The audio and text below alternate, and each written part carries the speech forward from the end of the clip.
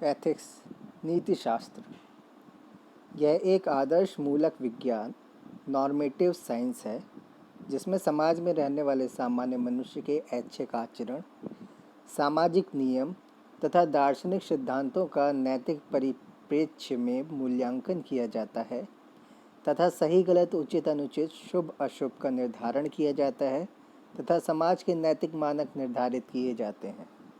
निम्नलिखित को नीति शास्त्र से बाहर रखा गया है। वे व्यक्ति जो समाज में नहीं रहते, मानसिक रूप से विक्षिप्त व्यक्ति, 7 वर्ष से कम आयु के बच्चे, पशु पक्षी, अनैच्छिक कार्य, दबाव में किए गए कार्य।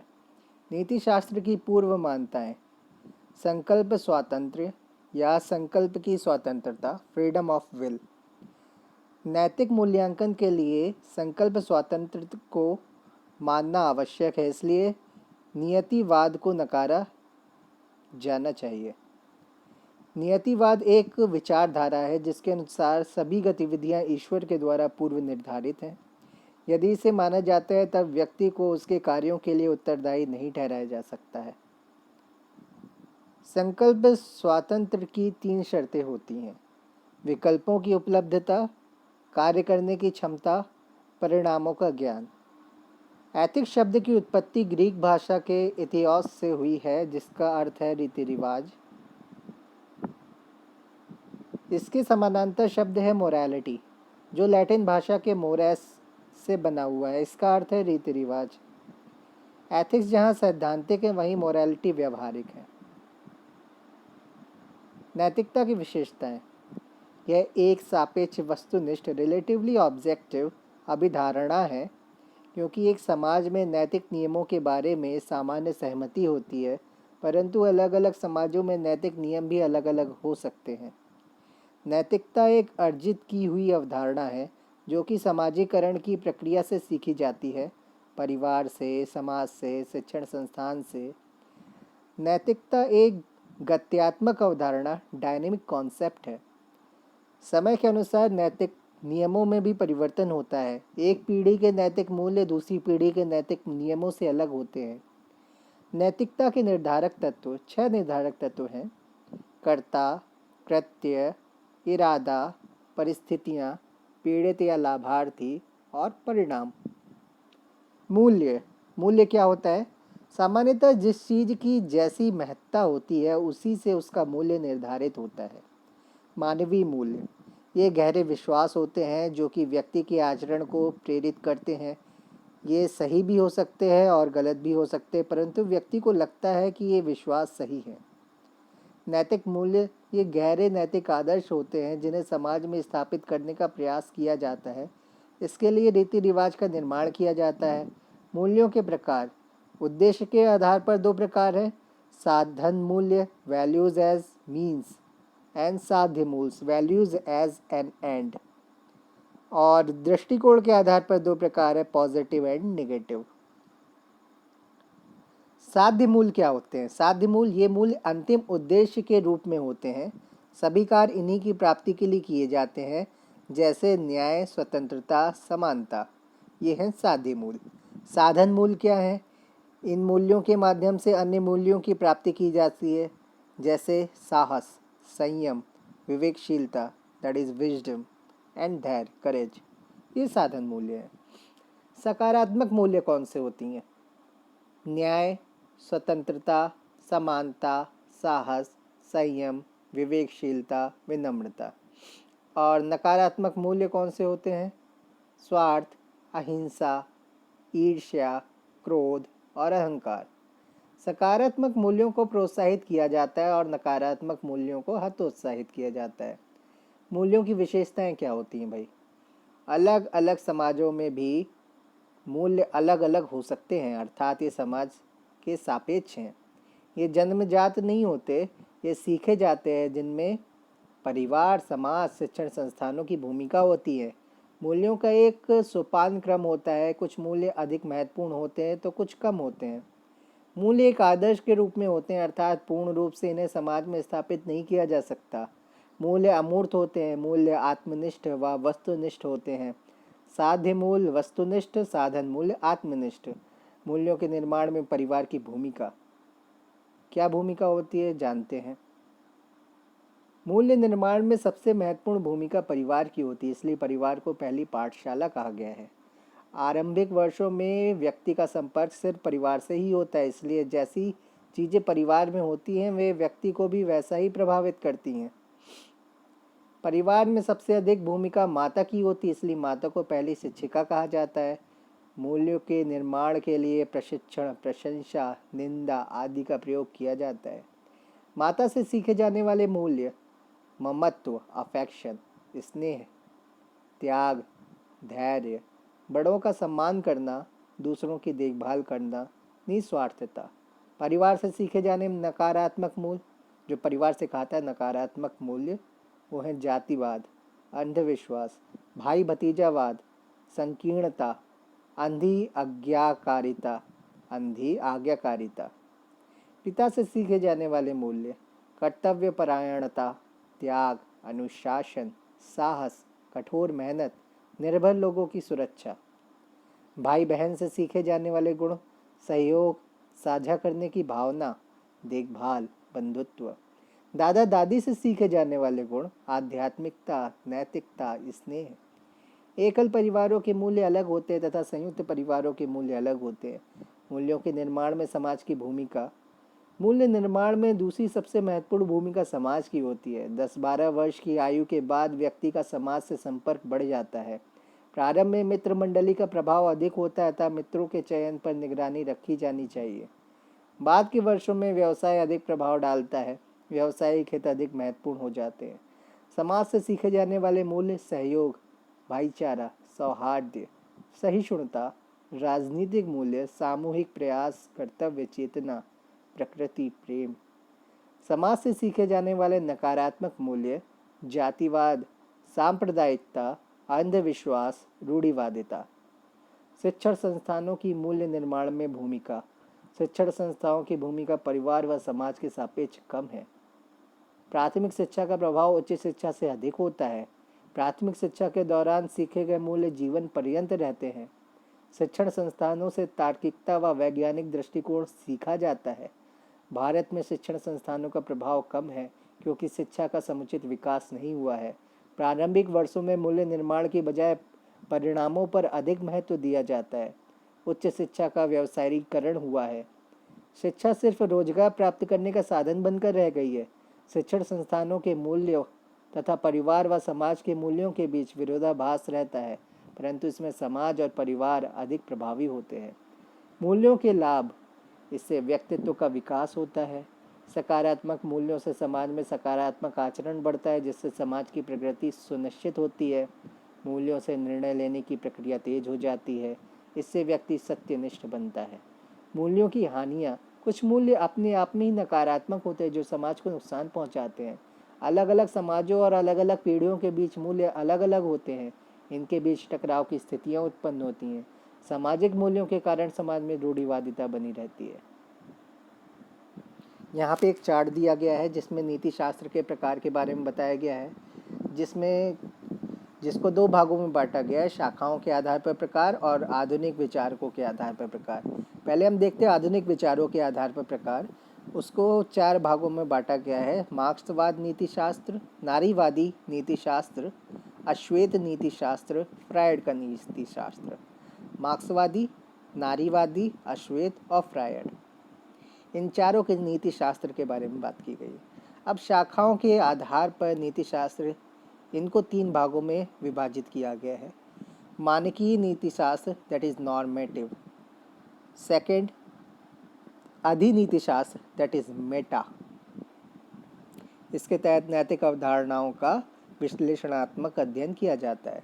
तीसरा, व्यवहारिक नीतिशास्त्र, दैट इज अप्लाइड। अब हम देखते हैं कि मानकीय नीतिशास्त्र क्या होता है। नॉर्मेटिव नीतिशास्त्र, परिणाम निरपेक्षवादी और कर्तव्य एथिक्स निरपेक्षवादी। डियोंटोलॉजिकल, इसके 3 पार्ट हैं, इमैनुअल कांट, भगवद गीता, अंतःप्रज्ञावादी। दूसरा है परिणाम सापेक्ष, टेलियोलॉजिकल, स्वार्थवादी, सुखवादी, उपयोगितावादी, विकासवादी, आत्मपूर्णतावादी। तीसरा है सद्गुण नीति शास्त्र, वर्च्यू। इसमें यही पूछा जाता है कि ज्ञान, सुख, न्याय ये सब है क्या। तो इसमें 4 पार्ट हैं, सुकरात, प्लेटो, एरिस्टोटल एंड कन्फ्यूशियस। अब हम अगले अध्याय पे जाते हैं जिसमें हम देखते हैं कि व्यवहारिक नीति शास्त्र, अप्लाइड के भी अंतर्गत हम देखते हैं 5 पार्ट हैं। चिकित्सकीय नीति शास्त्र, स्पोर्ट एथिक्स, पर्यावरण नीति शास्त्र, प्रशासनिक नीति शास्त्र और व्यावसायिक नीति शास्त्र।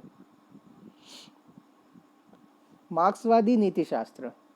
मार्क्स के अनुसार समाज 2 वर्गों में विभाजित है। वैसे मार्क्स का बेसिस जो था वो इकोनॉमिक बेसिस था, तो उसके हिसाब से हम देखते हैं इसको 2 भागों में इन्होंने विभाजित किया है, बुर्जुआ वर्ग जो कि शोषक है और सर्वहारा वर्ग जो कि शोषित है।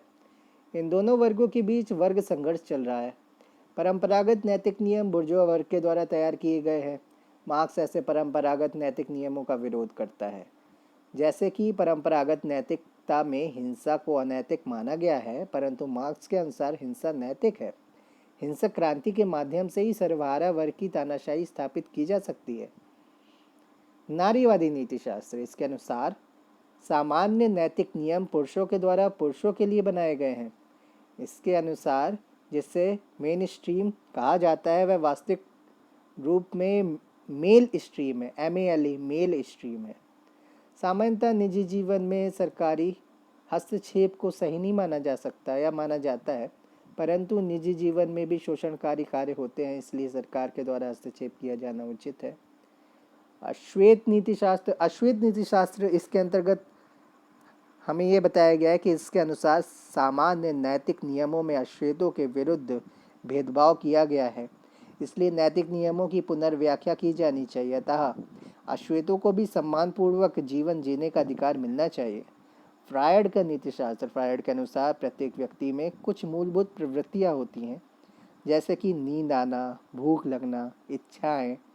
इन प्रवृत्तियों से बने व्यक्तित्व को इड कहा जाता है, इड।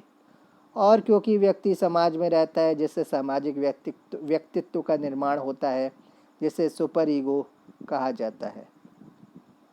इड व सुपर ईगो में संघर्ष होता है। यदि सुपर ईगो अधिक प्रभावशाली है तब व्यक्ति जीवन में सफल होता है, और यदि इड प्रभावशाली है तो व्यक्ति जीवन में असफल रहता है। पश्चिमी विचारक, पहला सोफिस्ट, SOPHIST, सोफिस्ट। ये सुकरात से पूर्व के विचारक थे जो ग्रीस में हुए। सोफिस्ट ग्रीक भाषा के शब्द सोफोस से बना है, जिसका अर्थ है शिक्षक। ये ग्रीस के युवाओं को व्यवहारिक जीवन की शिक्षा दिया करते थे। इनकी स्वयं की कोई स्वतंत्र पुस्तक उपलब्ध नहीं है। इनका उल्लेख प्लेटो की पुस्तक में मिलता है। ये नैतिक नियमों के आत्मनिष्ठता के समर्थक थे। इनके अनुसार प्रत्येक व्यक्ति की मूल प्रवृत्तियां, क्षमताएं व योग्यताएं अलग अलग होती हैं, इसलिए सभी पर एक समान नैतिक नियम थोपे नहीं जा सकते। अतः नैतिक नियमों में आत्मनिष्ठता जरूरी है। प्रत्येक व्यक्ति को वह कार्य करना चाहिए जो उसे सही लगे। इसके प्रमुख विचारक हैं, पहला प्रोटेगोरस। इसका प्रसिद्ध कथन है, मनुष्य ही सभी वस्तुओं का मानक है। Man is the measure of all things. Second है प्रोडिकस। इनके अनुसार कोई भी वस्तु अपने आप में मूल्यवान नहीं है। मनुष्य अपनी आवश्यकताओं के अनुसार वस्तुओं को मूल्यवान बनाता है। इसी प्रकार नैतिक नियम भी अपने आप में मूल्यवान नहीं होते। मनुष्य की आवश्यकताओं के अनुसार ही नैतिक नियमों का पालन किया जाना चाहिए। तीसरा है थ्रेसीमेकस कहते हैं इसे सामाजिक नियमों का विरोध किया है। थ्रेसीमेकस ने सामाजिक नियमों का विरोध किया है। इनके अनुसार शक्तिशाली लोगों की इच्छा ही कानून होती है, जो कि वास्तविक रूप से अन्याय है। चौथा गार्जियस क्या कहते हैं, वास्तविक रूप से सत्य आत्मनिष्ठ या व्यक्तिनिष्ठ होता है। ऐसा ही विचार भारत में जैन दर्शन के द्वारा दिया गया है। अब दूसरे पे चलते हैं भाई। दूसरे सुकरात हुए। सुकरात क्या है, यह एक प्रमुख ग्रीक सोक्रेटिस कहा जाता है इन्हें, ग्रीक दार्शनिक हैं, ग्रीक फिलोसफर। प्लेटो सुकरात का शिष्य था, सोक्रेटिस। एंड सोक्रेटिस की कोई स्वतंत्र पुस्तक उपलब्ध नहीं है, इसके बारे में भी जानकारी प्लेटो के माध्यम से मिलती है। सुकरात ने सोफिस्टों का विरोध किया। इसके अनुसार यदि नैतिक नियमों में आत्मनिष्ठता को स्थापित किया जाए तब कोई भी सामाजिक व्यवस्था स्थापित ही नहीं की जा सकती। इसलिए मानव कल्याण के लिए हमें सद्गुणों से युक्त जीवन जीना चाहिए। सुकरात के अनुसार ज्ञान ही सद्गुण है। अन्य सद्गुण जैसे विवेक, साहस आदि ज्ञान के ही रूप हैं। इसे सद्गुणों की एकता का सिद्धांत कहा जाता है। यहाँ ज्ञान से अर्थ तथ्यात्मक ज्ञान नहीं है, बल्कि तात्विक ज्ञान, नॉलेज ऑफ एसेंस से है। ज्ञान आचरण में अभिव्यक्त होता है, इसलिए ज्ञानी व्यक्ति कभी भी अनैतिक कार्य नहीं कर सकता। सुकरात की 5 कोटेशन आपको बतानी है, क्या होंगी वो। अब हम तीसरे दार्शनिक पर चलते हैं, प्लेटो यह सुकरात का शिष्य था। इसके संस्थान को एकेडमी कहा जाता था। इसके अनुसार सद्गुण 4 होते हैं, विवेक, साहस, संयम और न्याय। सर्वोच्च सद्गुण न्याय है। प्लेटो ने न्याय का सिद्धांत प्रतिपादित किया। पहला, व्यक्ति में न्याय। प्रत्येक व्यक्ति में विवेक, विजडम, साहस, करेज, संयम, टेम्परेंस और टेम्परामेंट के सद्गुण जन्मजात होते हैं। इनमें से कोई एक सद्गुण प्रधान हो सकता है। व्यक्ति को इन तीनों सद्गुणों में संतुलन बनाए रखना चाहिए तथा प्रधान सद्गुण के अनुसार ही आचरण करना चाहिए। इसी को व्यक्ति में न्याय कहा गया है। दूसरा है समाज में न्याय। प्लेटो के अनुसार समाज 3 वर्गों में विभाजित है। वे लोग जिनमें विवेक सद्गुण प्रधान है, वे लोग जिनमें साहस सद्गुण प्रधान है, वे लोग जिनमें संयम सद्गुण प्रधान है। विवेकशील लोगों को प्रशासनिक व्यवस्था के कार्य करने चाहिए। साहसी लोगों को रक्षा का उत्तरदायित्व दिया जाना चाहिए, अर्थात उन्हें सेना में भर्ती होना चाहिए। संयम लोगों को उत्पादन का कार्य करना चाहिए, जैसे कि व्यापार, कृषि इत्यादि। ऐसे संयमी लोगों के काम है। अर्थात प्रत्येक व्यक्ति की सामाजिक भूमिका उसके प्रधान सद्गुण से निर्धारित होती है। प्रत्येक वर्ग को सिर्फ स्वयं का कार्य ही करना चाहिए। दूसरे वर्गों के कार्य में हस्तक्षेप नहीं करना चाहिए। ऐसे समाज में न्याय की स्थापना होती है। तीसरी बात क्या कही भाई, राज्य में न्याय। राज्य में न्याय के लिए आवश्यक है कि राज्य में शासन व्यवस्था दार्शनिकों के हाथ में हो और समाज में भी न्याय हो। ऐसे न्यायपूर्ण राज्य को यूटोपिया कहा गया है। यूटोपिया। प्लेटो के 2 कोटेशन याद करें और जस्टिस से जुड़े हुए कथनों को आप प्रेफर किए। प्लेटो की आलोचनाएं। एरिस्टोटल के द्वारा प्लेटो की आलोचनाएं की गई हैं। पहला, सद्गुण 4 ही नहीं होते, अधिक भी हो सकते हैं। सद्गुण जन्मजात नहीं होते, ये सीखे भी जा सकते हैं। ऐसा भी संभव है कि किसी व्यक्ति में विवेक, साहस, संयम तीनों ही सद्गुण ना हो। यूटोपिया एक कल्पना मात्र है। व्यवहारिक रूप से पूर्ण न्यायपूर्ण समाज संभव नहीं है। चौथा है भाई अरस्तु को नीति शास्त्र का जनक कहा जाता है। यह प्लेटो का शिष्य था। इसने किताब लिखी Nicomachean ethics, NICOMACHEAN, Nicomachean ethics. पुत्र निकोमेकस के नाम पर है ये निकोमेकियन एथिक्स। अरस्तु एक व्यवहारवादी दार्शनिक था, जबकि प्लेटो एक आदर्शवादी दार्शनिक था। अरस्तु के अनुसार जीवन का परम उद्देश्य यूडोमोनिया की प्राप्ति है, जिसका अर्थ है आनंद। आनंद की प्राप्ति के लिए मानसिक शांति व संतुलन आवश्यक है। यूडोमोनिया की प्राप्ति, आनंद की प्राप्ति, उसके लिए मानसिक शांति और संतुलन आवश्यक है। इसके लिए सद्गुणों से युक्त जीवन जिया जाना चाहिए। सद्गुण अनेक है, परंतु सबसे महत्वपूर्ण सद्गुण है मध्यम मार्ग, पाथ ऑफ गोल्डन मीन। मध्यम मार्ग का अर्थ है अतिवाद से बचना। जैसे कि पहला, कायरता व बर्बरता के बीच साहस मध्यम मार्ग है। दूसरा, सब कुछ त्यागने की इच्छा, न्याय, सब कुछ हड़पने की इच्छा, इनके बीच में जो न्याय है वो मध्यम मार्ग है। सब कुछ त्यागने की इच्छा और सब कुछ हड़पने की इच्छा के बीच में न्याय ही मध्यम मार्ग है। अरस्तु के अनुसार आत्मा के दो पक्ष होते हैं।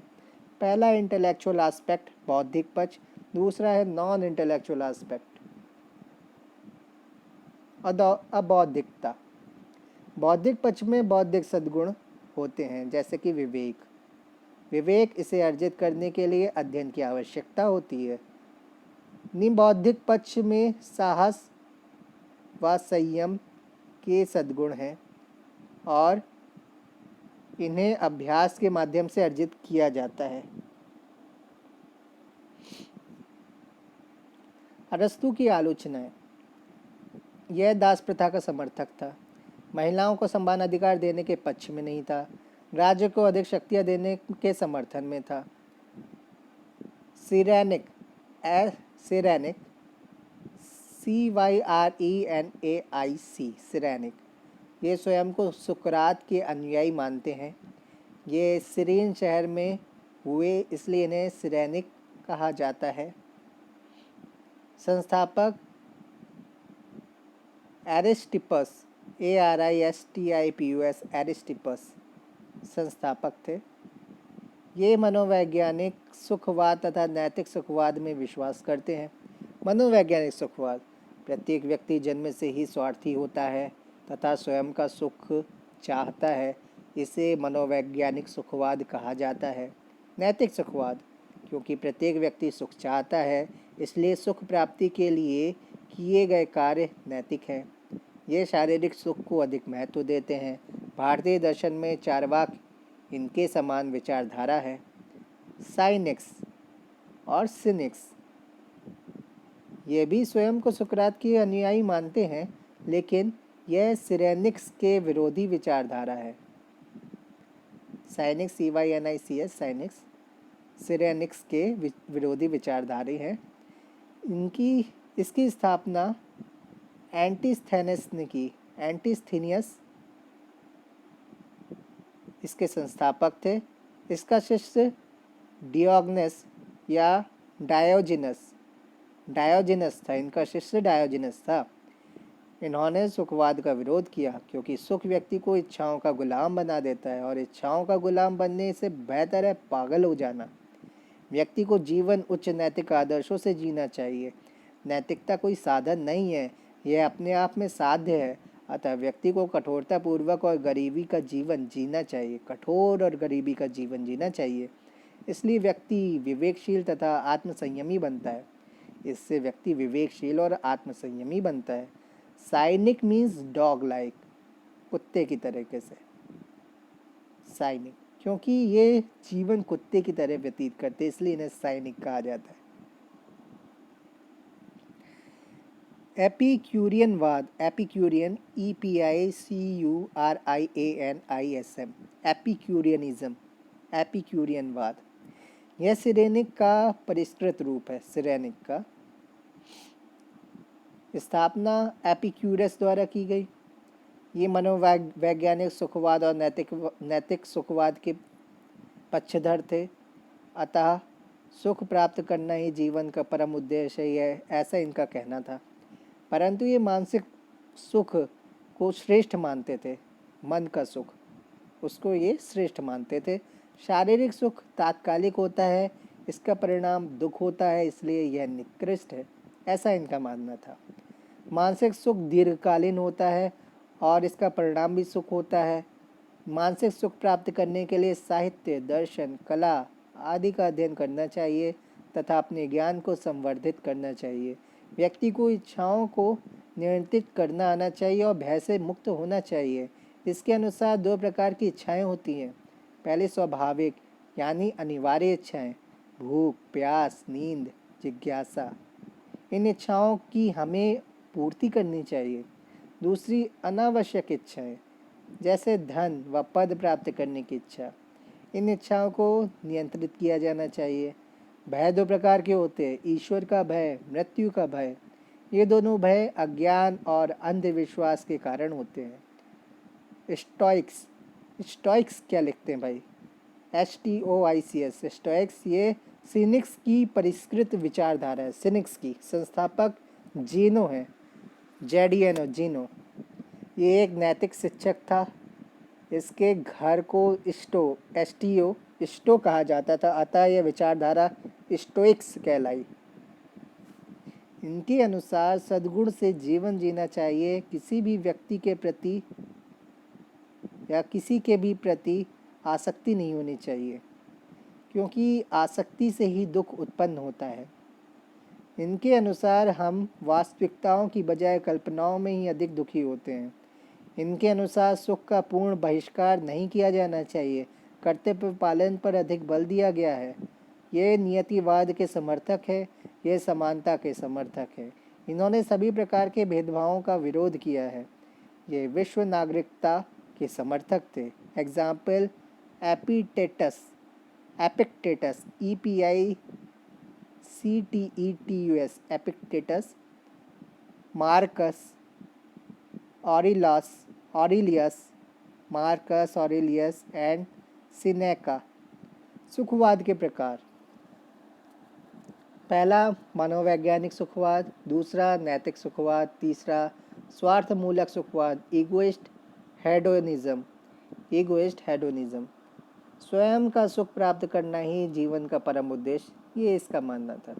चौथा परार्थमूलक सुखवाद, परार्थमूलक, इसको अल्ट्रुइस्टिक ALTRUISTI से अल्ट्रुइस्टिक, दूसरों के सुख के लिए कार्य करना और मैक्सिमम लोगों का मैक्सिमम सुख सुनिश्चित किया जाना, अधिक से अधिक लोगों का अधिक से अधिक सुख सुनिश्चित किया जाना। पांचवा निकृष्ट सुखवाद, ग्रॉस हेडोनिज्म।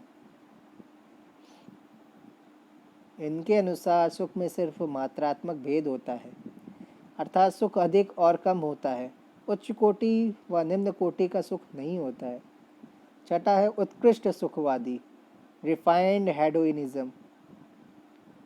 इनके अनुसार सुख में मात्रात्मकता के साथ साथ गुणात्मक भेद भी होते हैं, अर्थात सुख अधिक और कम भी होता है और उच्च कोटि व निम्न कोटि का भी होता है।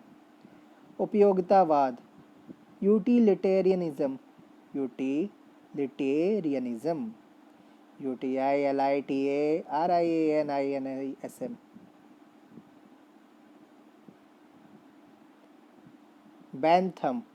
बैंथम यूके के थे, यूनाइटेड किंगडम के। यह एक उपयोगितावादी विचारक है, अर्थात वे कार्य किए जाने चाहिए जो कि उपयोगी हैं। यह सुखवाद में विश्वास करता है। बैंथम भाई साहब सुखवाद में विश्वास करते हैं। यह मनोवैज्ञानिक सुखवाद, नैतिक सुखवाद, परार्थमूलक सुखवाद में विश्वास करते हैं, अर्थात वह कार्य नैतिक है जिससे अधिकतम लोगों का अधिकतम सुख सुनिश्चित होता है। मनोवैज्ञानिक व परार्थमूलक सुखवाद में विरोधाभास है, क्योंकि यदि व्यक्ति जन्म से ही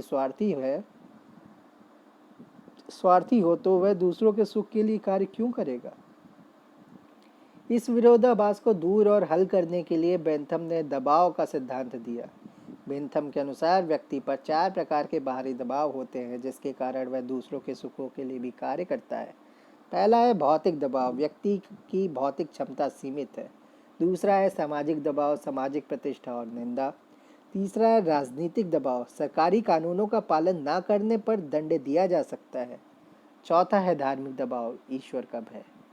बेंथम के अनुसार सुख में सिर्फ मात्रात्मक भेद होता है, अर्थात बेंथम एक निकृष्ट सुखवादी है। बेंथम ने सुख की गणना करने के लिए सुख कलन हेडोनिस्टिक कैलकुलस का सिद्धांत दिया। सुख को 7 कारकों के आधार पर मापा जा सकता है: अवधि, निश्चितता, तीव्रता, शुद्धता, शुद्धता में 100% सुख, दुख मिश्रित नहीं होना चाहिए, व्यापकता, ज़्यादा से ज़्यादा लोगों का ज़्यादा से ज़्यादा सुख, उत्पादकता, इसको कहते हैं फिक्यूडिटी, फीकंडिटी, FECUNDITY, फीकंडिटी, सुख का परिणाम भी सुख होना चाहिए। और लास्ट है अंतिम निकटता, प्रॉक्सिमिटी। अवधि, निश्चितता, तीव्रता, शुद्धता, व्यापकता, उत्पादकता, निकटता। दूसरे हैं जे.एस. मिल, ये भी यूनाइटेड किंगडम के थे। उपयोगितावादी विचारक थे, सुखवादी विचारक थे। विलियम बेंटिक के टाइम के थे शायद। पहला है मनोवैज्ञानिक सुखवाद, दूसरा है नैतिक सुखवाद, तीसरा है परार्थमूलक सुखवाद। मनोवैज्ञानिक व परार्थमूलक सुखवाद में विरोधाभास है। इस विरोधाभास को हल करने के लिए दबाव का सिद्धांत दिया गया। मिल ने 4 बाहरी दबाव बेंथम द्वारा दिए गए को स्वीकार किया, साथ ही 1/5 आंतरिक दबाव की व्याख्या भी की। जब व्यक्ति दूसरों को पीड़ा में देखता है तो उस स्वयं को भी पीड़ा की भी अनुभूति होती है। उसे भी लगता है कि दुख है अंदर, जिससे वो देख रहा है उसकी वजह से दुख उसके अंदर भी आता है। इसलिए वह इस आंतरिक दबाव के कारण वह दूसरों के सुख और हितों के लिए कार्य करता है। मिल ने सुख में मात्रात्मक और गुणात्मक भेदों को स्वीकार किया है, इसलिए यह उत्कृष्ट सुखवादी है। उपयोगितावाद की आलोचनाएं।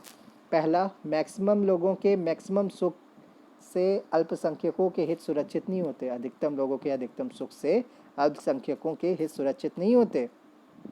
दूसरा, यदि कोई व्यक्ति सुख के बारे में लगातार सोचता रहता है तब उसे कभी भी सुख प्राप्त नहीं होगा। अतः मनोवैज्ञानिक सुखवाद सही नहीं है। सुख को मापा नहीं जा सकता। अब हम बात करते इमैनुअल कांट की। इमैनुअल कांट ने क्या कहा? कांट के अनुसार कार्यों का मूल्यांकन परिणामों के आधार पर नहीं किया जाना चाहिए। कार्य का मूल्यांकन संकल्प के आधार पर किया जाना चाहिए। संकल्प सामान्यतया 2 प्रकार के होते हैं। पहला शुभ संकल्प, कर्तव्य चेतना से प्रेरित संकल्प। दूसरा अशुभ संकल्प, भावनाओं या लाभ हानि से प्रेरित संकल्प। शुभ संकल्प अर्थात कर्तव्य चेतना से किए गए कार्य नैतिक होते हैं। इनका प्रसिद्ध कथन है, कर्तव्य के लिए, duty for duty's sake. Kant के अनुसार नैतिक नियमों को निरपेक्ष आदेश के रूप में लिया जाना चाहिए। कैटेगोरिकल इम्परेटिव्स, यहाँ आदेश का अर्थ है नैतिक नियम बाध्यकारी होने चाहिए। नैतिक नियम सलाह या इच्छा के रूप में नहीं लिए जाने चाहिए। यहाँ निरपेक्ष से अर्थ है नैतिक नियम परिणाम सापेक्ष नहीं होने चाहिए तथा नैतिक नियम देश काल परिस्थिति के सापेक्ष भी नहीं होने चाहिए। कांट के अनुसार मनुष्य के 2 पक्ष हैं, मनुष्य बौद्धिक पक्ष और मनुष्य का भावात्मक पक्ष। मनुष्य का बौद्धिक पक्ष कर्तव्य पथ पर चलने की प्रेरणा देता है और मनुष्य का भावनात्मक पक्ष कर्तव्य पथ से विचलित करता है। अतः व्यक्ति को नैतिक नियमों का पालन करने के लिए बौद्धिक पक्ष को सशक्त करना चाहिए तथा भावनात्मक पक्ष को नियंत्रित करना चाहिए। नैतिक नियमों को बनाते समय 4 सूत्र ध्यान में रखने चाहिए। पहला, सार्वभौमिकता का नियम, लॉ ऑफ यूनिवर्सैलिटी। नैतिक नियम देश काल परिस्थिति के सापेक्ष नहीं होने चाहिए। नैतिक नियमों में किसी प्रकार का अपवाद स्वीकार नहीं किया जाना चाहिए। दूसरा, मनुष्य को साध्य मानने का नियम, law of considering human as ends. मनुष्य अन्य प्राणियों से श्रेष्ठ है। मनुष्यता मनुष्य को श्रेष्ठ बनाती। Humanity makes human great. अतः इस मनुष्यता का सम्मान किया जाना चाहिए। नैतिक नियमों में मनुष्य सदैव साध्य के रूप में होना चाहिए। मनुष्य को कभी भी साधन नहीं बनाया जाना चाहिए, इसलिए दास प्रथा का विरोध किया गया। तीसरा, स्वाधीनता का नियम, लॉ ऑफ ऑटोनॉमी। प्रत्येक मनुष्य स्वतंत्र है, इसलिए नैतिक नियम बाहर से थोपे नहीं जाने चाहिए। व्यक्ति को नैतिक नियम चुनने का अधिकार होना चाहिए। चौथा है, स्वयं को साध्यों के राज्य का विधायक समझना। Considering one self as a legislator of kingdom of ends.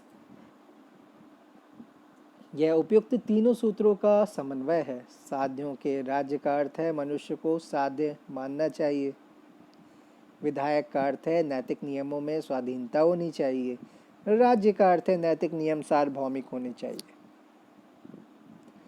नैतिकता की पूर्व मान्यताएं, संकल्प स्वातंत्र्य, आत्मा की अमरता, कांट के अनुसार नैतिकता के पूर्ण विकास के लिए आत्मा की अमरता का स्वीकार किया जाना चाहिए तथा पूर्व जन्म के सिद्धांत में भी विश्वास किया जाना चाहिए, यद्यपि आत्मा को सिद्ध नहीं किया जा सकता। नैतिकता के पूर्ण विकास के लिए एक जन्म पर्याप्त नहीं है, अतः यदि आत्मा की अमरता को स्वीकार नहीं किया जाए तो व्यक्ति नैतिकता के प्रति हतोत्साहित होगा। तीसरा, ईश्वर का अस्तित्व है। इसमें कांट के अनुसार तर्कों और प्रमाणों से ईश्वर को सिद्ध नहीं किया जा सकता। कांट से पूर्व देकार्त ने ईश्वर को सिद्ध करने के लिए प्रमाण दिए थे। कांट ने इन प्रमाणों का खंडन किया, परंतु नैतिकता की स्थापना के लिए ईश्वर के अस्तित्व को मान लेना ही चाहिए, क्योंकि इससे आश्वासन मिलता है कि ईश्वर हमें देख रहा है।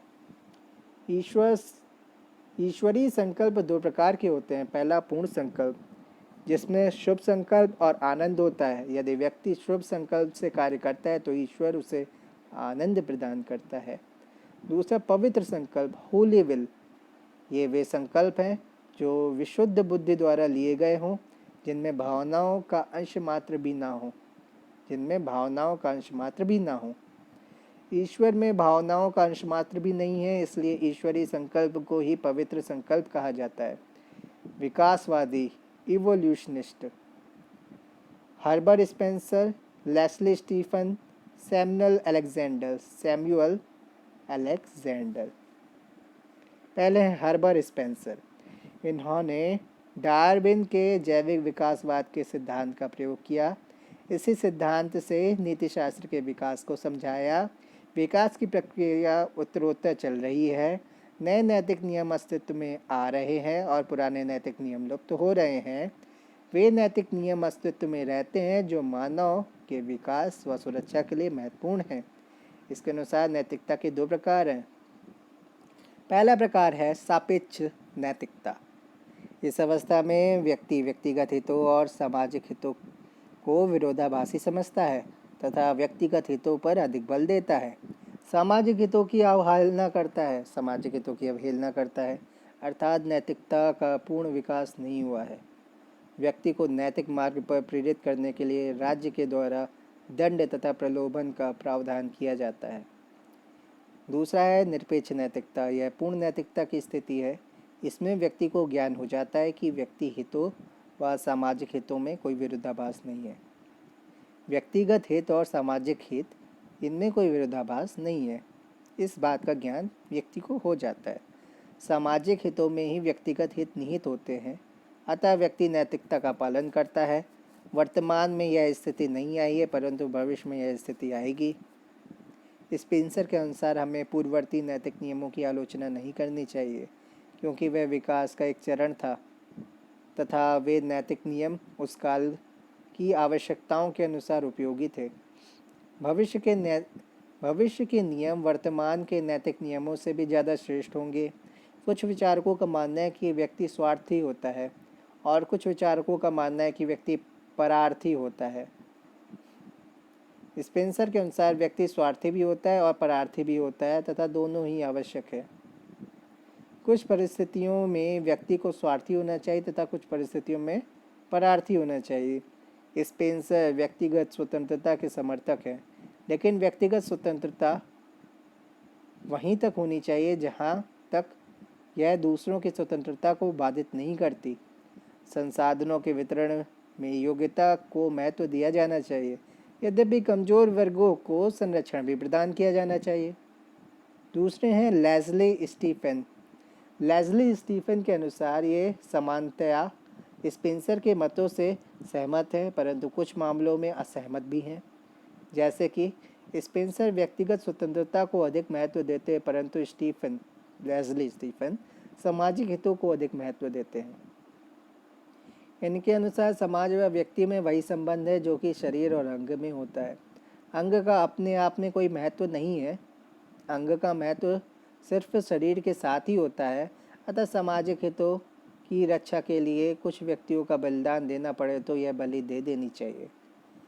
और दूसरा ये कहते हैं, स्टीफन ने निरपेक्ष नैतिकता के अवधारणा की आलोचना की। लेस्ली स्टीफन ने निरपेक्ष नैतिकता की अवधारणा की आलोचना की। इनके अनुसार यह संभव नहीं है कि सभी लोग पूर्णतः नैतिक हो जाएं। अब तीसरे हैं सैमुअल अलेक्जेंडर ने भी डार्विन के जैविक विकासवाद का प्रयोग किया। इसके अनुसार नैतिक नियमों में भी जीवों की तरह संघर्ष होता है तथा वे नैतिक नियम अस्तित्व में रहते हैं जो कि अधिक तार्किक होते हैं। वे नैतिक नियम समाज की आवश्यकताओं के अनुसार होते हैं।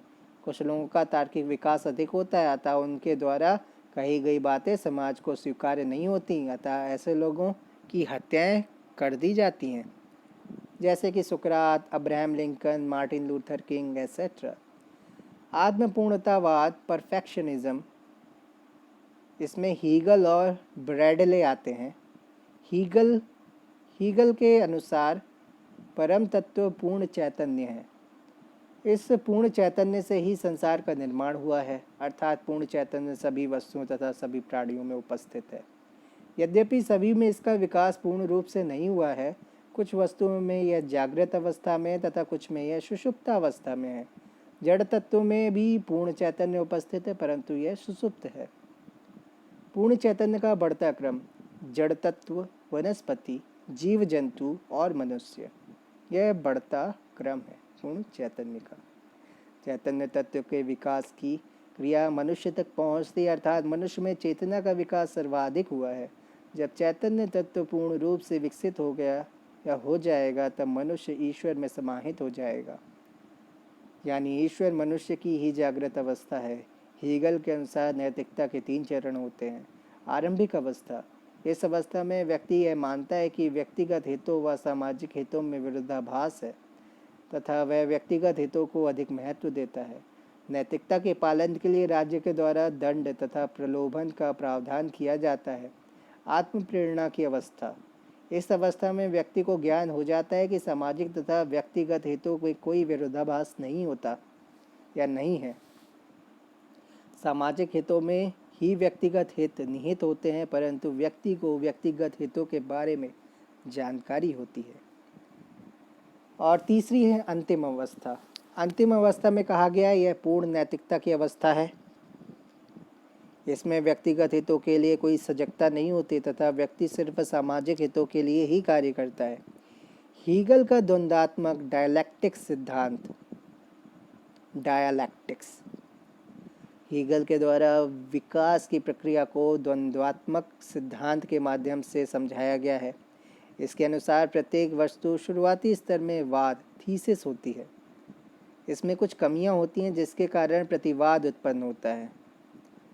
वाद व प्रतिवाद में द्वंद्व होता है तथा विकास का अगला चरण संवाद, सिंथेसिस आता है।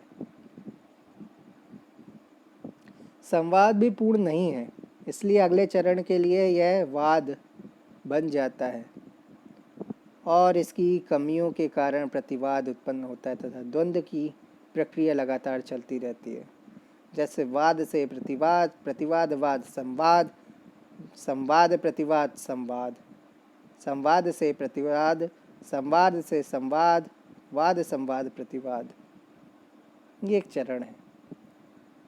द्वंद्वात्मक सिद्धांत का प्रयोग ही कार्ल मार्क्स के द्वारा किया गया, परंतु मार्क्स ने इस सिद्धांत को भौतिकतावाद या भौतिकवाद पर लागू किया। इस पद्धति के आधार पर हीगल ने परिवार व समाज की बजाय राज्य को अधिक नैतिक बताया। वाद जिसमें परिवार आता है और प्रतिवाद जिसमें समाज आता है। अब परिवार में परार्थ होता है और यह सीमित होता है, समाज में स्वार्थ होता है और यह सार्वभौमिक होता है। परिवार और समाज मिलकर राज्य की परिकल्पना करते हैं, जिसमें राज्य में परार्थ और सार्वभौमिकता होती है। यानी परिवार में जो परार्थ था और समाज में जो स्वार्थ था, तो समाज का स्वार्थ हट गया। परिवार जो सीमित था और समाज जो सार्वभौमिक था, तो परिवार का सीमित हट गया। वाद और प्रतिवाद ने मिलकर राज्य बनाया, जिसमें परार्थ और सार्वभौमिकता आई। राज्य पूर्णतः नैतिक संस्था है। हीगल का प्रसिद्ध कथन है, राज्य धरती पर ईश्वर का अवतरण है। अन्य कथन है, जीने के लिए मरो, जीने के लिए मरो। इसके अंतर्गत कहा गया है बौद्धिक पक्ष का विकास तथा भावनात्मक पक्ष पर नियंत्रण। दूसरी बात कही गई है, मनुष्य बनो एवं अन्य मनुष्यों का सम्मान करो। अब हम ब्रैडले को पढ़ते हैं। ब्रैडले के बारे में कहा गया है, नैतिकता साधन नहीं है बल्कि स्वतः साध्य है। जीवन का अंतिम उद्देश्य नैतिकता की प्राप्ति है। नैतिक पूर्णता ही आत्मपूर्णता है। स्वार्थ की बजाय परार्थ अधिक महत्वपूर्ण है। आत्मज्ञान व आत्मसिद्धि समानार्थक है, क्योंकि सामाजिक हितों में ही व्यक्तिगत हित निहित होते हैं। सामाजिक हितों की पूर्ति से व्यक्तिगत हितों की भी पूर्ति होती है। मेरा स्थान, मेरा कर्तव्य, माई स्टेशन, माई ड्यूटी। ब्रैडले के अनुसार सभी लोगों की योग्यताएं और क्षमताएं अलग अलग हैं।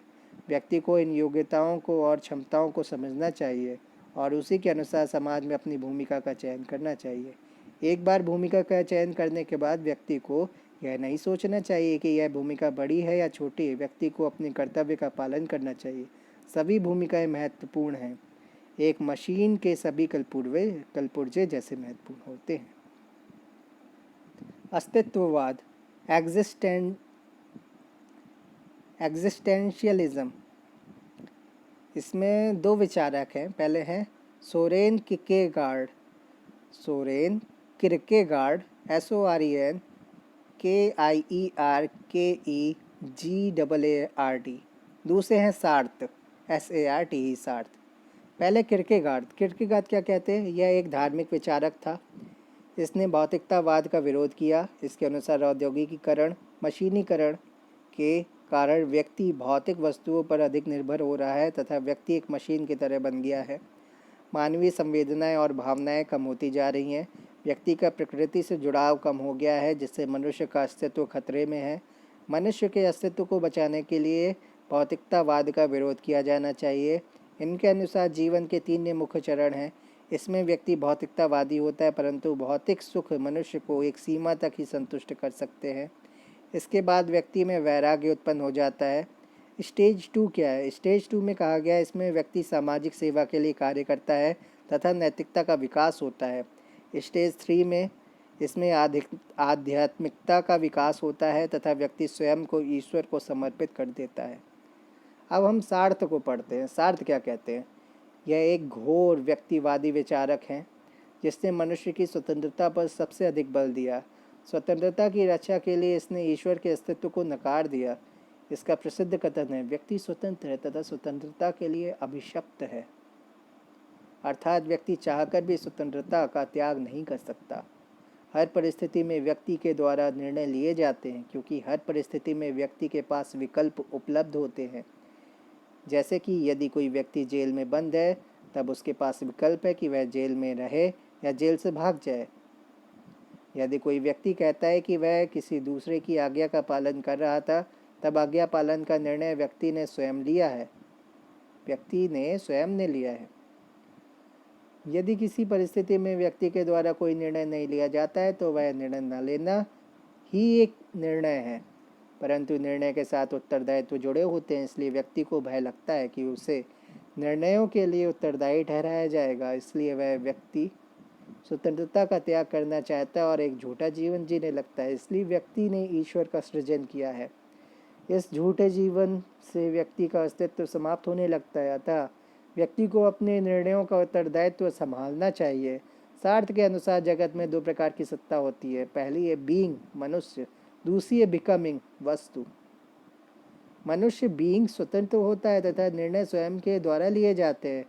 वस्तु परतंत्र है, इसकी उपयोगिता अन्य के द्वारा निर्धारित की जाती है। यदि कोई व्यक्ति अपने स्वयं के निर्णय नहीं लेता, तो इसका अर्थ है कि वह स्वयं को वस्तु में परिवर्तित कर रहा है। सार्थ के अनुसार वे संबंध नैतिक होते हैं जिनमें टकराव होता है, क्योंकि स्वतंत्रताओं में टकराव स्वाभाविक है। यदि किसी संबंध में टकराव नहीं होते, तो इसका अर्थ है कि किसी एक ने स्वयं को वस्तु में परिवर्तित कर लिया है। Man is not what he is. He is what he is not. Man is not what he is. He is what he is not. Taoism. अब ताओइज्म की चर्चा हम अगले अध्याय में करते हैं।